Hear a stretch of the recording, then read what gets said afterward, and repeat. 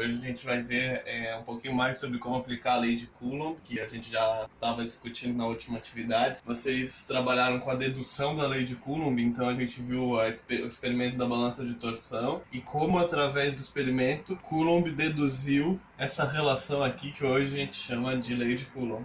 Experimento da balança de torção, né? A balança de torção é um experimento que mede a força de rotação, né, do objeto. Você tinha lá corpos carregados, né? Leram no livro, né, a montagem do experimento. Vê que ele mede a força elétrica entre corpos carregados com diferentes cargas e a diferentes distâncias. Então, ele vai medindo e monta uma tabela, a força que ele encontra para cada distância, e ele faz a mesma coisa com a carga. Bom, é muito fácil, né, você mudar a distância entre os objetos ali numa balança de torção. Você só afasta o objeto. Agora, como é que ele sabia a carga? Porque se ele precisa estabelecer uma relação entre a força elétrica e a carga, ele precisa conseguir determinar a carga elétrica que ele está colocando em cada esfera. Bom, isso pode ser feito de uma maneira simples. Você estabelece um tempo, então vou esfregar 2 minutos um acrílico no metal. Isso vai me dar uma carga. Quando eu quiser metade dessa carga, eu vou lá, pego outra esfera neutra e a esfera carregada e encosto. Quando eu encosto uma na outra, as duas esferas vão ficar com a mesma carga, se elas tiverem o mesmo tamanho.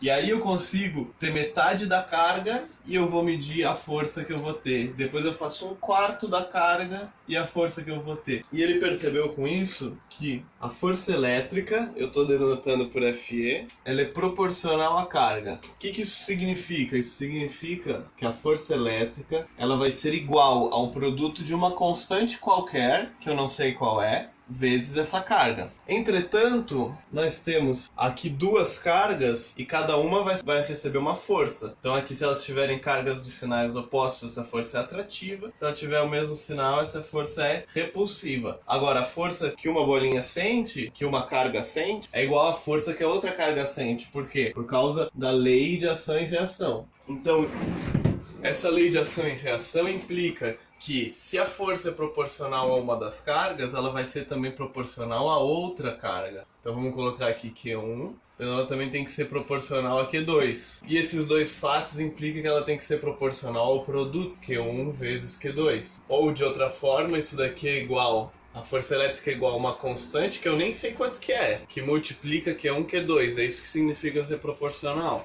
E alterando a distância, Coulomb percebeu que a força elétrica ela é inversamente proporcional ao quadrado da distância, ou proporcional ao inverso do quadrado da distância, que é a mesma coisa. O que isso significa? Significa que a força elétrica é igual a uma constante dividido pela distância ao quadrado. A força elétrica é proporcional ao produto das cargas e, por sua vez, ela é proporcional ao inverso do quadrado da distância. A gente pode escrever uma relação que exprima essas outras duas relações que a gente encontrou. Então eu vou escrever que a força elétrica é proporcional ao produto das cargas dividido pelo quadrado da distância. Agora, o que significa ser proporcional? Significa que ele é igual a uma constante qualquer vezes o produto das cargas dividido pelo inverso do quadrado da distância. Então, vamos colocar aqui, ó. Agora essa constante aqui eu vou dar um nome especial para ela, que eu vou chamar de K. Se vocês olharem no livro, lá tá K0. Porque aqui eu tô querendo mostrar o que Coulomb foi capaz de escrever. Se vocês olharem ali no livro, Coulomb ele estava procurando uma relação entre as cargas, a distância e a força. Ele queria determinar como que essa força se comportava com diferentes cargas e diferentes distâncias. Essa constante K, ela depende de outras coisas. Ela não depende nem da carga nem da distância, mas ela depende de outras coisas, como por exemplo o meio material em que isso está acontecendo. Se isso está acontecendo no ar, se isso está acontecendo dentro da glicerina, dentro da água. As forças elétricas vão ser diferentes. Só que Coulomb não sabia disso, mas ele sabia sim que esse K aqui era uma constante e ele podia determinar o valor desse K.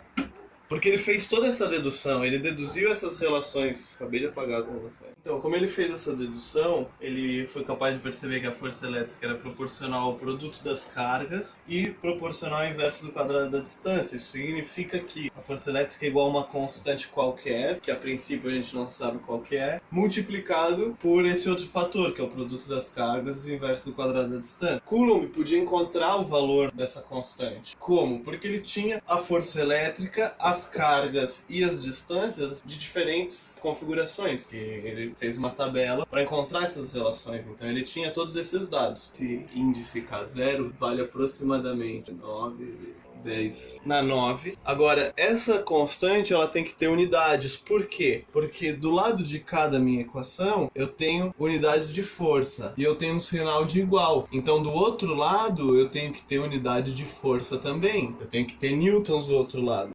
Entretanto, aqui eu tenho Coulomb vezes Coulomb, que é Coulomb quadrado, dividido por distância ao quadrado, que é metro ao quadrado. Então isso aqui no sistema internacional vai ser Newton vezes metro quadrado dividido por Coulomb quadrado. Por quê? Porque quando eu colocar essas unidades aqui e multiplicar por Coulomb quadrado dividir por metro quadrado, vai me sobrar Newton, que é a unidade que eu queria.